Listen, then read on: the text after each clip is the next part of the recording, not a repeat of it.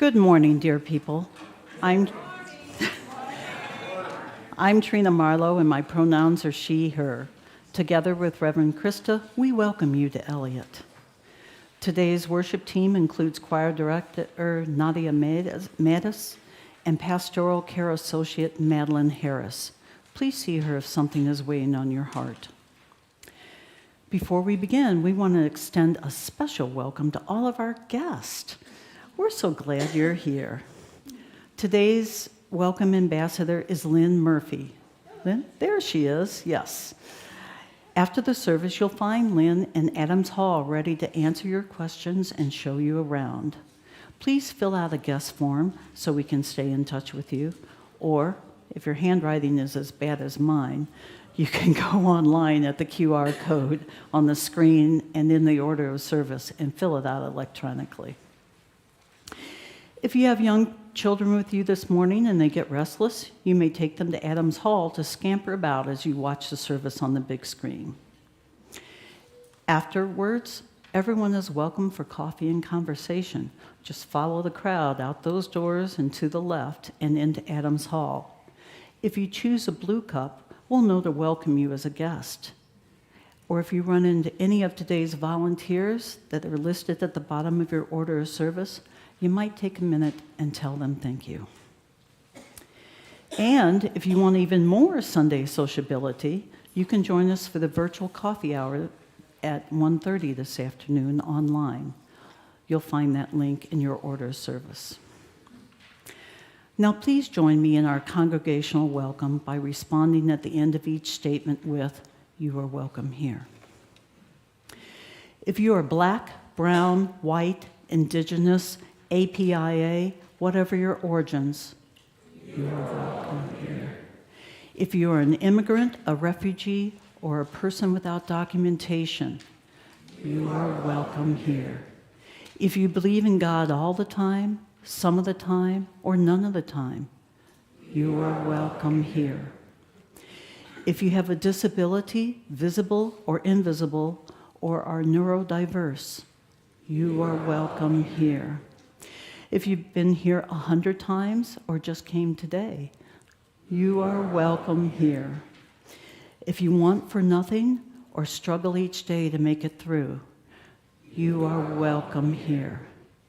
No matter whom you love or your gender identity, you are welcome here.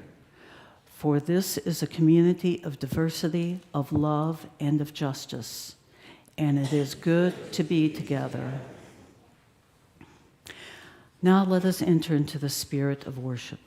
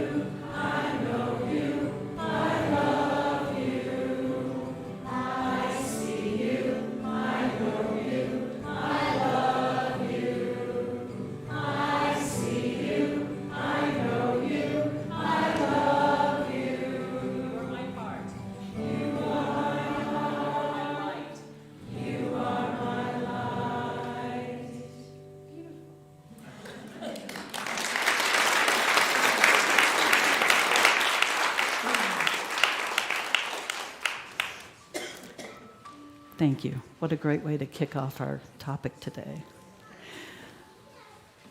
The flaming chalice is a symbol of Unitarian Universalism. We light the chalice to signify that we are entering sacred space.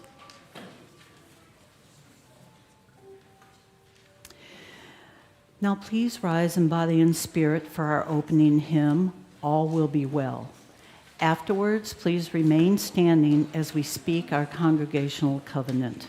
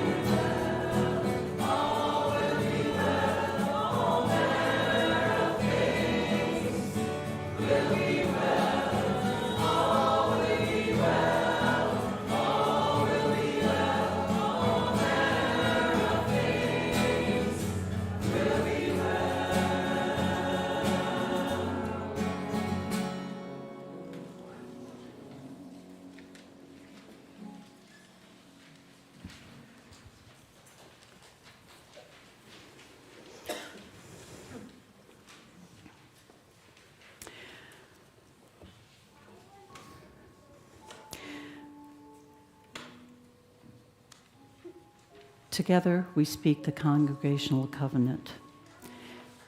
As a free congregation, we promise to one another our mutual trust and support. To create beloved community, we promise to be kinder to each other than we have to be, to listen fully to each other with an open mind and heart, to speak responsibly and respectfully, and to live our church for all members and friends. Thank you. Please be seated.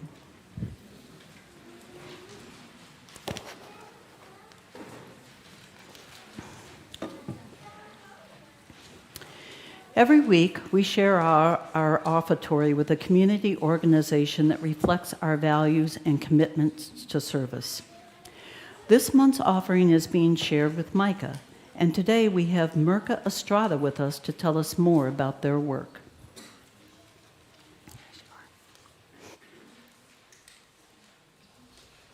Good morning, everybody. My name is Mirka Estrada. I work at the Migrant and Immigrant Community Action Project, and I want to thank you all so much for the invitation to speak to you all today about the incredible work that my peers are leading at the MICA Project. What makes us particularly special, I feel, is that we are at the intersection of different immigrant justice related things, namely legal services. We stand by our clients during this time when different options for relief are being shut down for them. But we understand that walking with them through this legal path and process is incredibly important for them to have somebody that is on their side.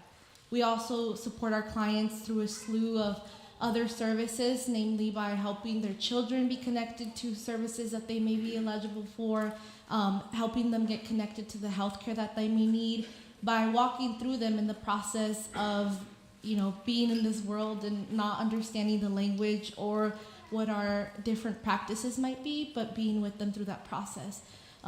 Most importantly, in 2025, we were able to open our advocacy department. It's two amazing people who are leading all our advocacy work, which is where I invite all of you to plug in.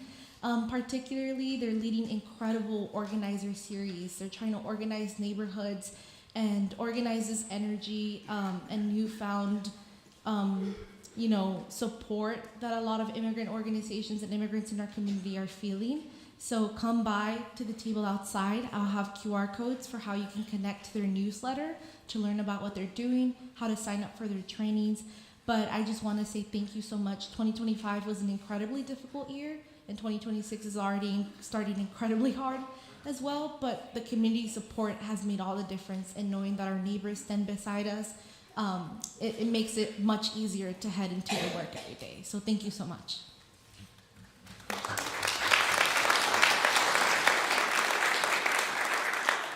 Mirka, as we prepare to give, we welcome the presence of the children. You may donate through the plate or by using the QR code on the screen and in your order of service. Or you may text Eliot Shared Plate, all one word, to 73256 with the dollar amount you wish to give. A link in the reply text will take you to our secure platform where you can complete your transaction. Together, young and old, we practice generosity, knowing our gifts create ripples of love and care in our community. Let us be joyful in our generosity.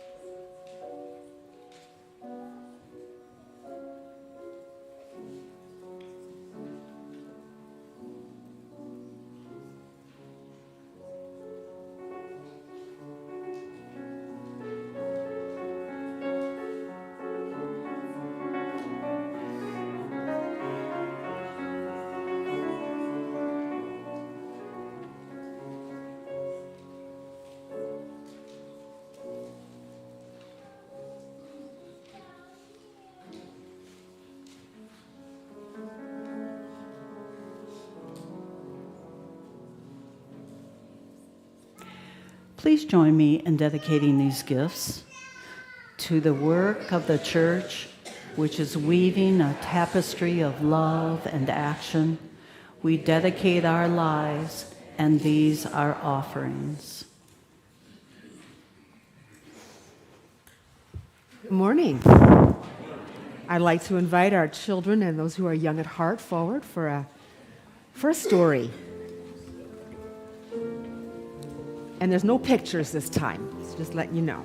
Just words and our imaginations.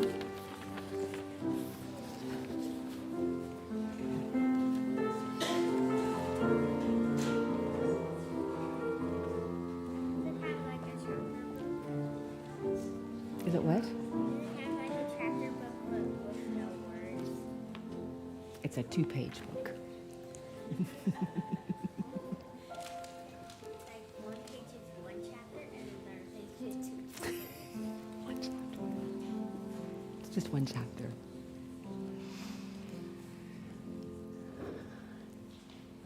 Good morning. We are talking about resilience this month. And resilience is like when things get really, really hard and you're feeling kind of low and down about it and tired, that you still find a way to find your strength again, to find your joy again and your hope, and get up and keep living. So this story is about a young monk. A monk is like a holy person, and he's a holy person in the Buddhist faith. This is a Buddhist story. So long ago, in a quiet village, a mountain village, a young monk felt overwhelmed. Storms had battered the fields, and the roof of the small temple was leaking, and every day more people arrived with worries he didn't know how to ease. And one afternoon, the young monk sat with his teacher beside a grove of bamboo. "I don't know what to do. I don't understand," he said. "Everything feels so heavy. I keep trying to be strong, but the storms just keep coming. And I am so worn down, I feel like I'm going to break." The teacher nodded gently and then pointed to the bamboo swaying in the wind. "Watch the bamboo," he said. And as a powerful gust of wind swept down the mountainside, the bamboo stalks bent almost to the ground. But they didn't break. And when the wind passed, they rose again, tall and steady. Many people think being resilient means standing firm against every challenge, the teacher said. But bamboo teaches something different. It doesn't resist the wind. It bends, and then it rises. The teacher brushed aside a leaf and revealed a small green shoot coming up out of the ground. "Look at this," he said, "only a few weeks old, but already reaching upward. It doesn't have to worry about how many storms come or how many will come next. It simply keeps growing toward the light." The young monk touched the tiny stalk and felt its surprising strength. "But teacher," he said softly, "what is this if the storm is too strong? What if we bend so far that we can't rise again?" "That," the teacher said, "is when we rely on the grove." The young monk looked around and suddenly saw what he had missed before. Every bamboo was all connected underneath. And though each stalk looked like it stood alone, under the earth, they were all intertwined and holding on to each other. "When one stalk is weakened," the teacher continued, "all the other stalks help hold it up. So resilience is not a solitary path. Resilience it grows from our connections. It grows from the roots." The wind began to blow again, and the young monk watched the bamboo move together, supporting one another with every sway, and something in him shifted. He felt a sense of strength that wasn't just his own, but it was shared. "Thank you," he said quietly. "I think I understand now." And the teacher smiled. Storms will come again, but with a community of support, so will our rising. And that is the end of the story. And I am coming with you because we are going to have assembly together. And Trina's going to take care of the rest. Let's go.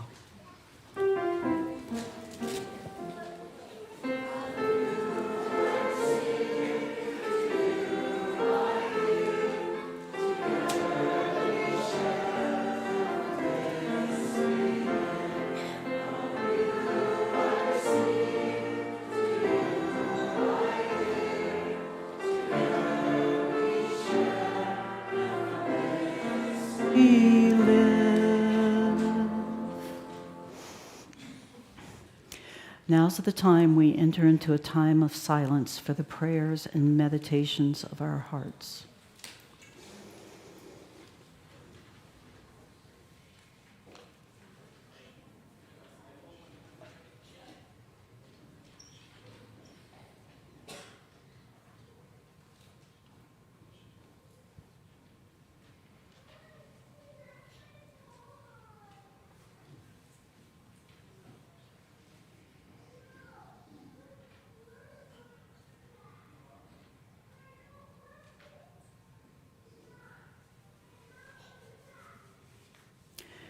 Now, let us speak the names of those we would hold in care.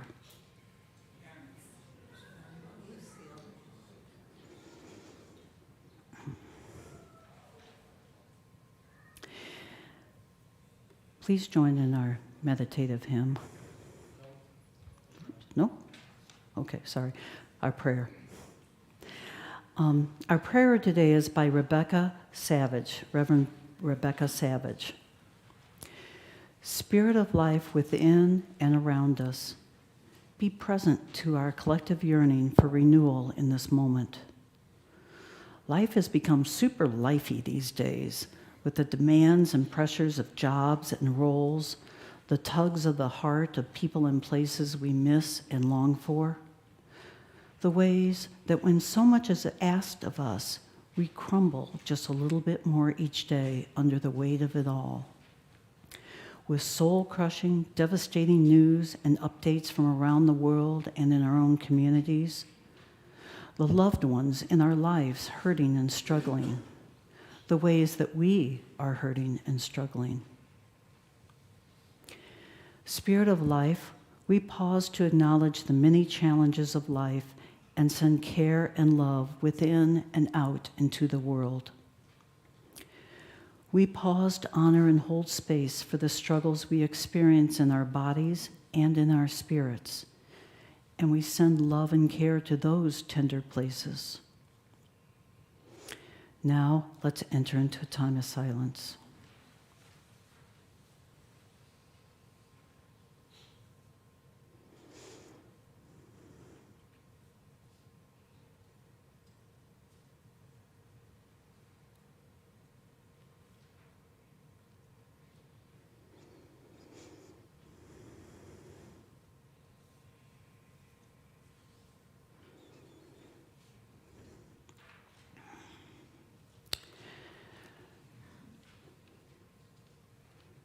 Our prayer today is by Reverend Rebecca Savage. I already did that.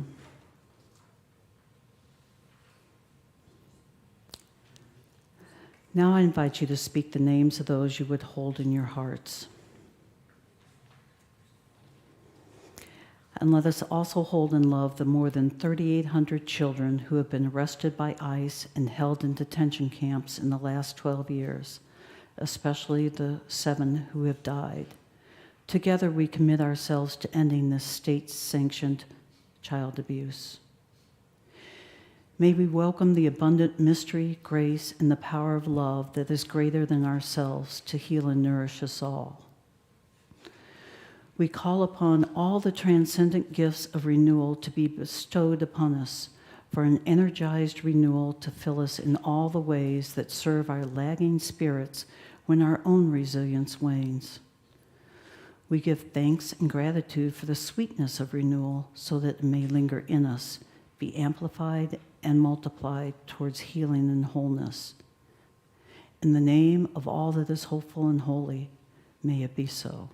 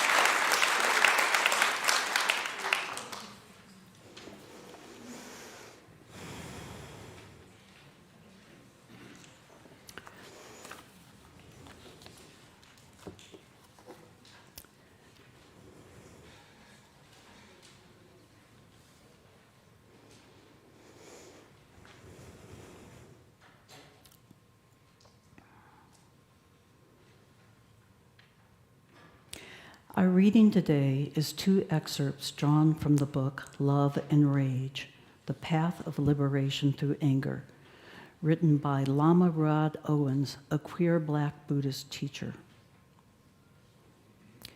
Sometimes it is okay to think that our anger is trying to protect us. However, it is more truthful to think that it's actually protecting something else that's a little deeper than that. It's protecting our hurt. It's protecting our broken hearts. The work to turn our attention back to the woundedness is this really intense, profound path of transformation, which just doesn't feel good as just responding to the anger, because the energy of anger makes us feel powerful. And now the second excerpt. I have had to learn to invite my broken heart to dine with me at the table. It is meaningless to run now. My broken heart is not a judgment or a crime. It is a detailed record of how I have tried to meet the violence of the world with as much openness as possible.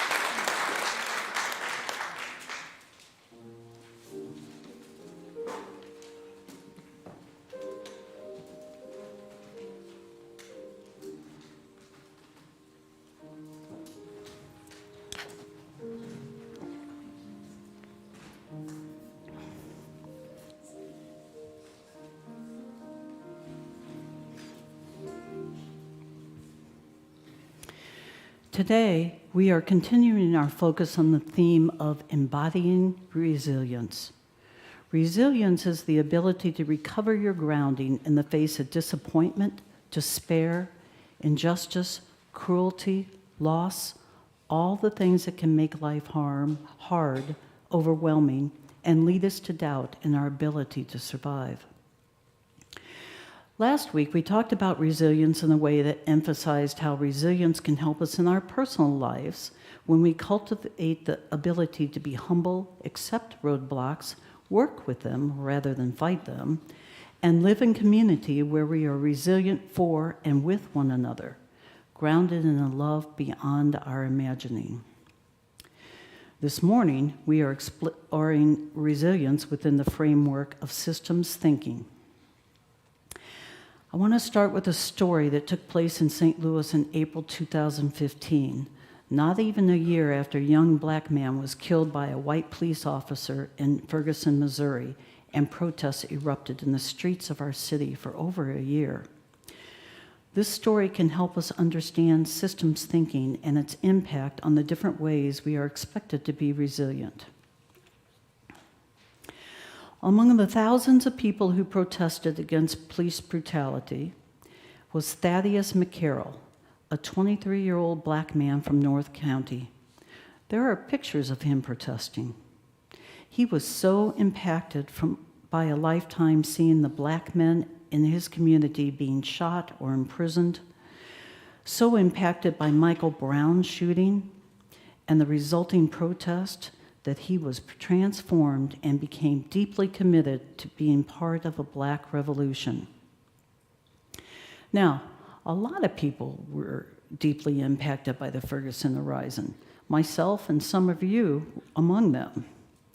We were impacted by the people we met and the actions we took part in, but also in the way the story of systematic racism became clear.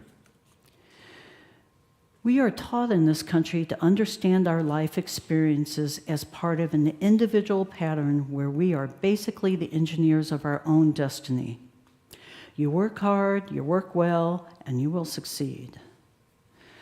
But the teaching and experience of the Ferguson uprising made it very clear to a new generation of young people that their struggles weren't personal failures or signs of weakness. The shooting of Michael Brown revealed a system that worked hard to keep black people in their place through shame, aggressive policing, redlining, underfunded schools, prisons, racial profiling, and more. To grow in this systematic understanding was a breakthrough moment for many people of all races who were understanding their own lives in a bigger systematic way that was so life-changing it could become traumatic. Imagine growing into the realization that a whole system has evolved to push people down, people of color down, and it constantly erases and manipulates the truth of what happens in your life every day. Many young people like Thaddeus McCarroll had this awakening and struggled with how to take it, how to carry it. For Thaddeus, he became more and more agitated. One night in August 2015, Thaddeus had a breakdown and barricaded himself in his mother's home, holding a knife and speaking of a black revolution. He was escalating. His mom, locked out of the house, called the police, hoping they could calm him down and safely get him out. It took hours, but finally Thaddeus left the house carrying a Bible and a knife. The police told him to drop the knife, but he didn't, and he kept walking. They shot him once with a rubber bullet to try to stop him, but he kept walking, and they opened fire and killed him. Immediately, the police made a public statement that they had tried everything they could to avoid shooting Thaddeus. They had been justified in killing him because he did not comply with their orders and was putting them in danger. But there was fierce rejection to that explanation from the neighbors who spoke on the condition of anonymity because they did not want to be the next target. They had witnessed the police assuring his mother that they would not shoot Thaddeus. They were ready to tase him when they left the house and take him to DePaul Hospital for psychiatric help. Well, as you might remember, social media blew up, and pain, frustration, and rage flowed through post after post after post. Here was one more black man killed by police, one more black man killed by the system that refused to acknowledge that racism was at work in who survived a police encounter and who did not, in who was deemed dangerous and who was deemed manageable. I watched a lot of this wanting to learn, to understand, to connect, and to just witness and affirm. And someone, meaning well, trying to offer hope and comfort, shared this, and I'm paraphrasing. Remember, they said, we are a strong people. We have weathered much, and we are as resilient as our enslaved ancestors were resilient. We will continue on. Much like the bamboo we heard in the wisdom story. Many people loved the comment and claimed their own resilience to keep on. But there were some blistering responses from African American women, and I wish I had taken a screenshot to get the words exactly right. So again, I'll paraphrase as best as I can. They said they were sick and tired of being resilient, that as black women they were always expected to be resilient. They were exhausted from pushing themselves to face hardship by dusting themselves off over and over and over again, only to face more. Resilience had become a burden, and they didn't want that burden anymore. They wanted to rest, to sit with the grief and the anger, and just be. Let someone else carry that burden for a while. Today, I want us to draw on systems thinking to help us understand that the level of resilience we nurture is often connected to where we are in a system. And I want us to remember as we go through this that our congregation, while predominantly white and middle class, is not only white and middle class. We are different races, we are wealthy, we are middle and working class and poor. We are male and female and trans and non-binary and gender fluid. We are heterosexual, gay, lesbian, asexual, bisexual, queer, ace, and more. We have PhDs and masters, bachelors and associates, certificates and high school degrees, and some of us didn't finish school. We are disabled and temporarily abled. We have secure jobs, insecure jobs, multiple jobs, or no jobs. We are in different places in the system. Systems thinking looks at society as an interconnected web of systems: political and economic systems, community systems, educational legal systems, cultural and religious systems, health systems, transportation systems, ecological systems. They all depend on one another, and we live at the points where they intersect. Social scientists look at those interconnected systems and ask, where are they strong and where do they break down? Which systemic intersections are jammed? Which are splintering? Where are the joists starting to weaken? What intersections allow some to cross safely while others fall? If you have power in the system, you have the ability to bypass the intersections that are broken, jammed, splintered, or weak. There is less of a need for you to be systematically resilient. Your survival doesn't depend on it because the system protects and shelters you. This doesn't mean your life isn't hard. Life is hard, and personal resilience remains important. But your life is less likely to be hard because the systems work against you. You get a break. You can choose to rest and renew. If you have less power in the system, you don't have that same ability to bypass the weakening intersections. The system doesn't protect and shelter you. You have less control over when and how you can rest and renew. You're more systematically vulnerable. You're more systematically vulnerable, and the need for you to practice systemic resilience is ongoing. People with less systemic power often talk about how tired they get from being hyper-vigilant, always assessing whether it's safe to be or not. As you use, we anchor in the principle of interdependence. Using a system approach to help understand what's happening for people is a spiritual practice that opens us up to reality. It helps to spell the fictions that we create about each other. Each intersection between systems is people. When the intersections are jammed, it's people who are being crushed. When the intersections splinter, people are falling apart. When the joists weaken, it's people who are deprived of worthiness and dignity. We often say, as you use, that the spark of the divine lives in each human heart. When we're talking about systems and the people in them, we are talking about holy stuff. Right relationship is very important to us. We focus on how we are responsible for each other, how we love each other and protect each other, and how we help heal each other. Social justice is about working for a vision where fewer and fewer intersections are breaking apart and the systemic resilience required for living is shared equally. Like in our wisdom story, the bamboo stands and bends and rises in harmony. It's a bold vision, but it's also a vision that human beings have held for as long as we've existed. We yearn for peace and balance. Sometimes we get closer to realizing it, and other times we draw further away. After the shooting of Thaddeus McConnell, debates raged about whether the police were justified in his killing.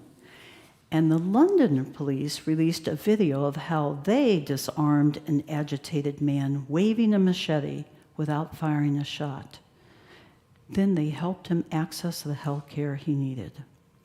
They shared the responsibility for systematic resilience with the community they promised to serve and protect.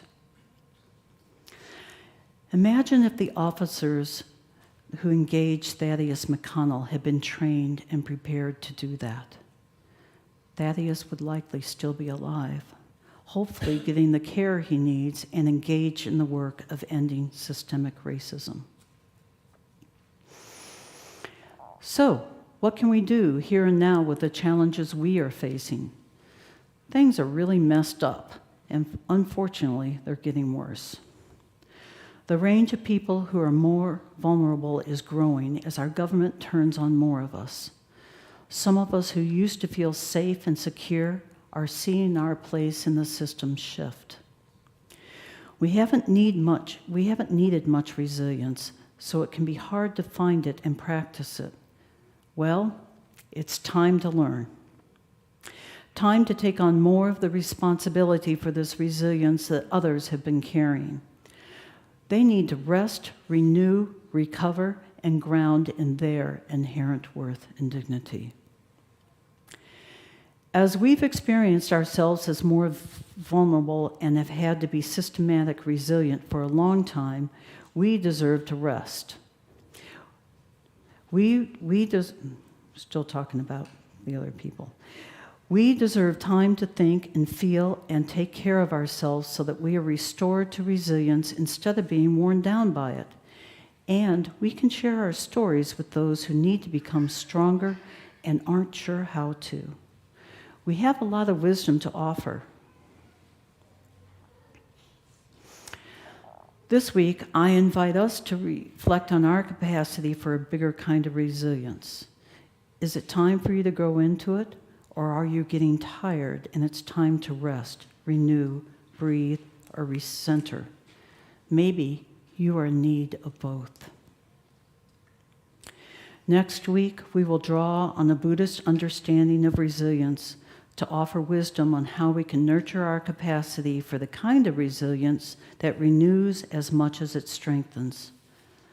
Until then, know that you are loved, know that you are strong, know that you don't have to be strong always, and know that true resilience is always anchored in community, and we are not meant to be resilient alone. May it be so. Amen, and blessed be.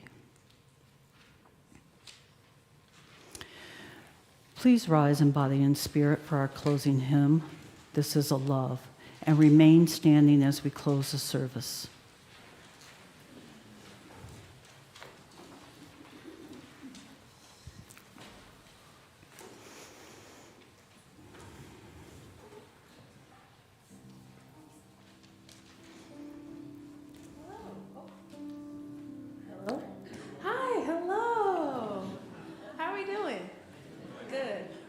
I wanted to take the time to acknowledge my friends earlier who got to come and sing for us.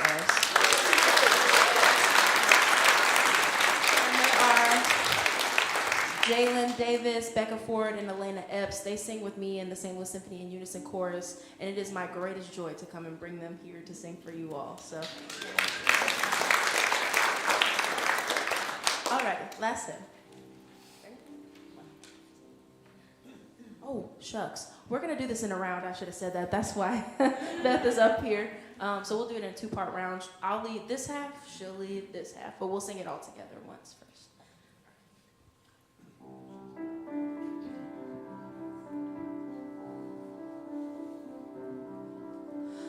There is a love holding me. There is a love holding all that I love. There is a love holding all. I rest in this love. Ready? There is a love holding us. There is a love holding us. There is a love holding us. There is a stars floating on. We rest in this love. We rest in this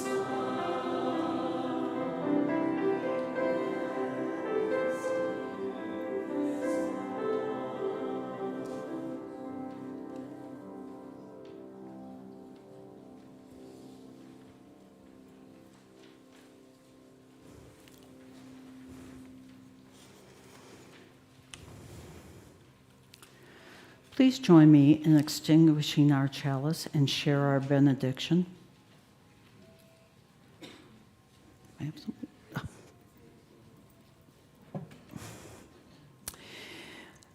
We extinguish this chalice, but not the light of truth, the warmth of community, or the fire of commitment. These we carry in our hearts until we are together again.